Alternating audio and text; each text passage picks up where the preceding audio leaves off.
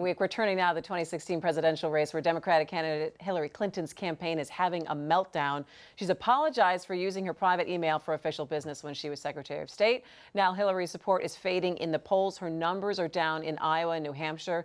So can she rebrand herself and get back on top? And just to give you some of those numbers in that Marist poll, that Marist NBC poll, putting Bernie Sanders above her in New Hampshire, 41% to 32%. Team Hillary, and they're like, well, we're going to reboot our campaign. And the fact that you have to reboot it this time has got to signal some serious problems, Nolan. Well, yeah, and I don't understand really what the Democratic Party is waiting for. I mean, you've got 114 candidates on the Republican side. On the Democratic side, you've got a candidate who's clearly foundering, clearly in trouble. I don't know why it hasn't encouraged more folks into the race who could present a viable alternative. And I think at this point, given the fact that these emails are going to come trickling out from now until next November, there's still 75,000 emails left to go, or 75% of the emails left to go.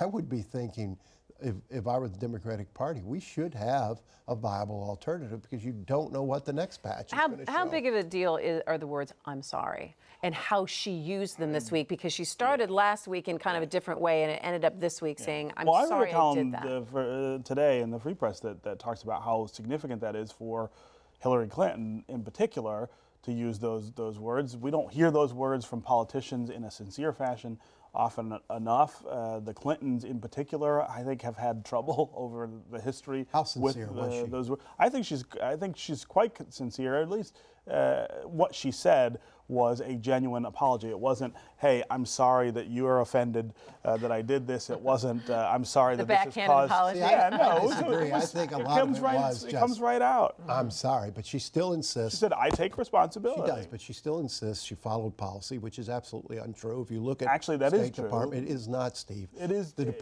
departure policy for any government official, particularly a high-ranking government official, was not followed in this case.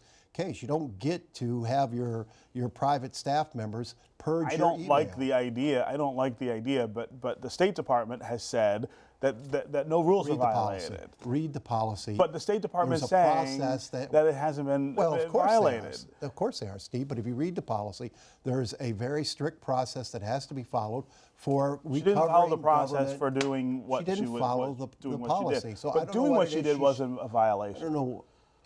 It absolutely was. No.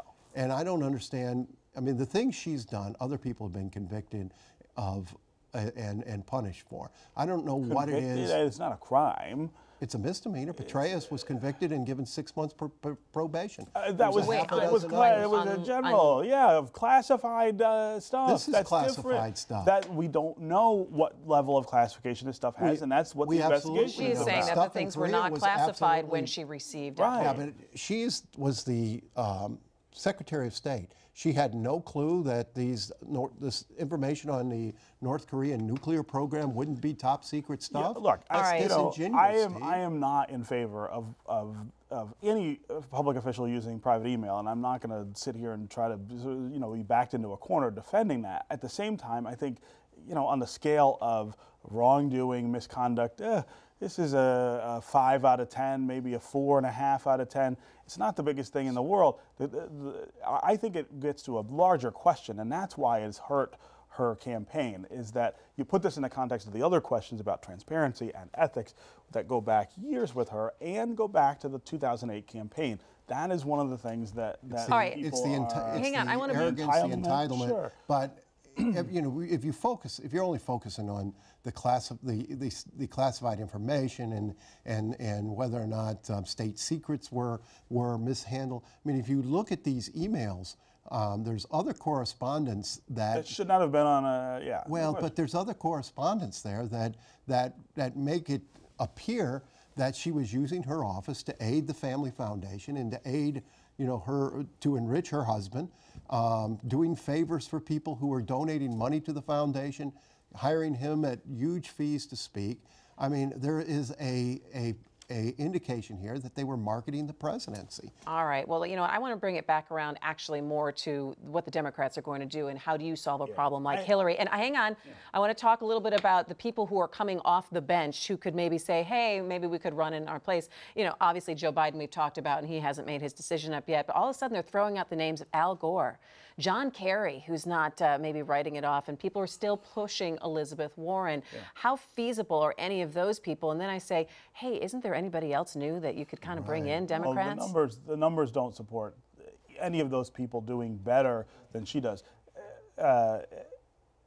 There's a couple things going on right now. One is the weakness of her particular campaign. The other is a split on the left that looks something like the split on the right between those who are wary of candidates who seem to represent the rich and rich interests, those who want to sort of stick up for working class issues. That's part of what's going on. There's also a gender problem in the Democratic Party right now that men, and particularly white men, are not supporting Hillary in the numbers that the other core constituencies of the party are, and that's what hurt her. That's what killed her in 2008. That's how Barack Obama got the nomination, and I think the worry is that the same thing could happen here. The question, though, is which of the other candidates helps you the most with those problems, and I don't know who that is. But Is it Joe She's Biden? also losing her own demographic, white women. She's losing everywhere right now. If you look at a Joe Biden coming in, may not,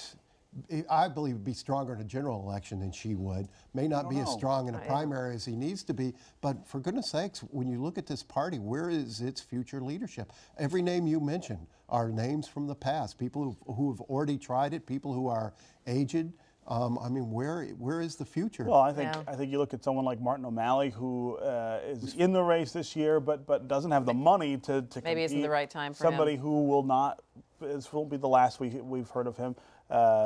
Castro in Texas is somebody who we would almost certainly see in a presidential race sometime down the street. I mean, they're in a tweener kind of election cycle where you've got sort of older people, and the younger people are too young and too unknown to really compete. That's not going to be a long-term problem, I don't think.